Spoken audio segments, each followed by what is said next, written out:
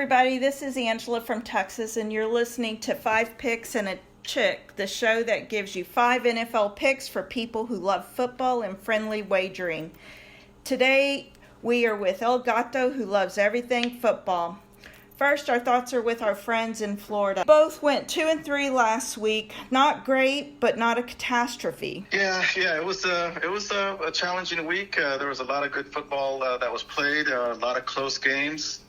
A lot of our picks went into the fourth quarter, last possession type of games. And when you're picking the spread or over under, you all you wish for is to have a chance in that fourth quarter to either come out on top. And unfortunately, we didn't make a few of those games, but they were all competitive. None of the games were blowouts. So we were close, but didn't quite close the deal.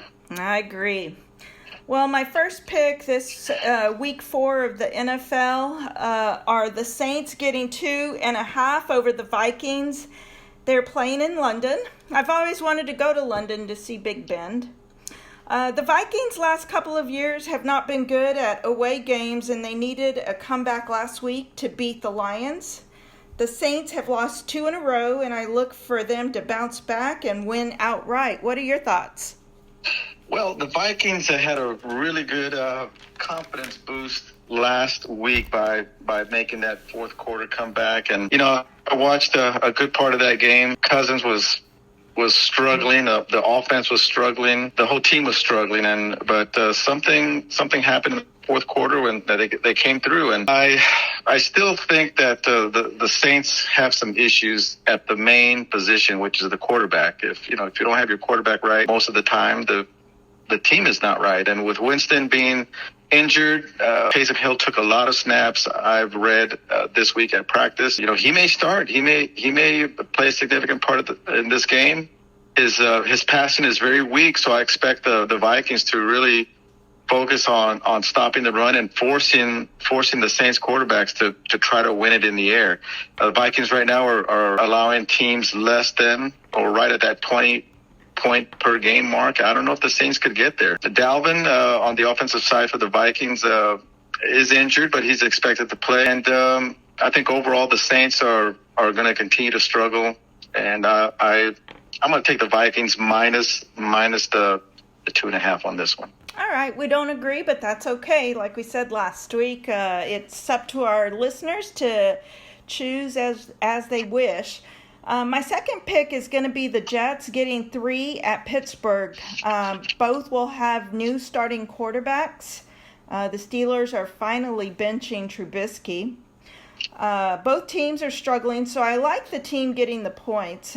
Do you have any thoughts on this game? I agree with this one. I like the Jets at +3, and even though Zach Wilson for the Jets will be starting his first game, he does have, a year of experience over the Steelers, a rookie quarterback that will be making his first start.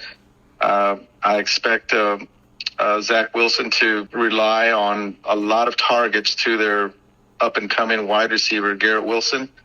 I think he's going to get a lot of targets in the short game. And although the Steelers are playing at home, I don't think their rookie quarterback is going to provide enough juice for them to make up for that -3. So I'll take the Jets on this one. I think they'll rely on their running game as well and help Zach eat into the game, and I think the Jets can cover. Sounds good. My third pick is the Broncos getting 2.5 in Las Vegas. I think this will be a tough battle given it is a divisional game. And the Raiders are desperate, having lost all 3 games, but all 3 teams they have lost to show only 1 win in their win column, and that's because they beat the Raiders. As long as Denver can get their play calls into Russell Wilson quickly, I think Denver's going to come away with a win. What are your thoughts? Yeah, the Broncos showed me a lot against the 49ers. This was one of my highest conviction picks last week was the 49ers covering. The Broncos, they came out organized and ready to play, especially on defense. The Broncos defense really surprised me in that game. After a rough start, allowing that either first or second drive to go the length of the field, and San Francisco getting up on them really quick. But Wilson, he returned to his old self. He was making plays, extending plays in the pocket, and he found that rhythm in the fourth quarter with a couple of drives. And going back, I'll repeat, their defense really played outstanding. The Raiders, on the other hand, have lost some really, really close games. They couldn't close the deal last week with Tennessee. I think the Raiders are in desperation mode right now, because if they lose this one, it's hard to dig out of a 0-4 start. I don't think any of the team has really been in the playoff contention going or starting 0-4. I'm thinking Carr is going to rely heavily on Adams and on Waller on the passing game. Now, gone back and forth several times on this one throughout the day. I look at the Broncos' advantages and disadvantages, and the Raiders are, they have some challenges as well. My gut tells me to go with the Broncos with points, but I'm going to go with the more desperate team on this one. I'm going to go Raiders minus 2.5. All right. So let's say, do you have a winning fourth pick for us, Elgato? On this one, I think I'm going to go, I like Tennessee. Tennessee at Indianapolis. A lot went wrong for Kansas City last week for the Colts to pull that game out. Now, that's easy to say because, the Colts did. You have to play the game. One team may cause the other team to play poorly. But I think a lot went wrong for Kansas City, the Colts, to pull that one off. And Ryan is still playing average at best. Some will say below average, and their offense is really struggling. Their top running back Taylor missed quite a bit of practice this week with a leg injury, and without him being at 100%, the Colts' offense is really ultra limited. The Tennessee team has that really good front seven to stop the run. They may force Ryan to pass, and I think Tennessee is going to go heavy with Derrick Henry. I think Tannehill is going to. He always manages to make a few plays every week to extend drives and even to put him in scoring position. I think the wrong team is favored in this one. I think I'm going to take Tennessee plus 3.5. I think that's a solid pick.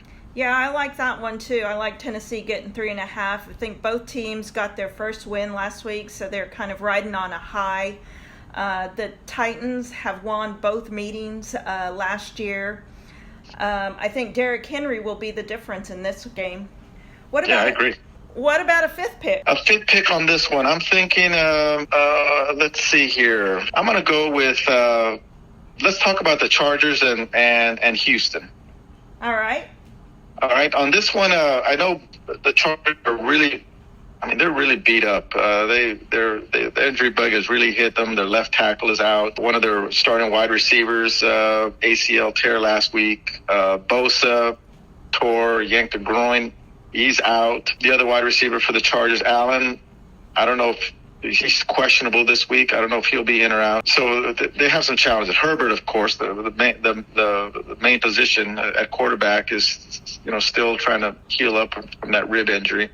It seems like he can't make quite the throws he needs to make. Houston also has their own challenges on offense. They're near the bottom in yards per play. They lost to a really awful Bears team last week. I'm going to take the Chargers minus 5 on this one. I think they're going to do enough to cover, and even though they're playing in Houston. I think the Chargers are going to have to step it up to keep up with with the other teams in the West, including the Broncos and KC. They can't afford another loss. All right, I like that pick. I like the Chargers. Although the Chargers are dealing with some injuries, they will be charged up to come away with a win. I hope so. Well, thank you, Elgato, for being a part of 5 Picks and a Chick. Do you have anything to add? Nothing else. Just looking forward to some good football starting tonight and into the weekend, and we'll see how our picks turned out. We'll have a lot to talk about next week. All right. Thank you for listening, and be sure to tell your friends, and make sure to subscribe to our page. Join us next week. 1, 2, 3, break.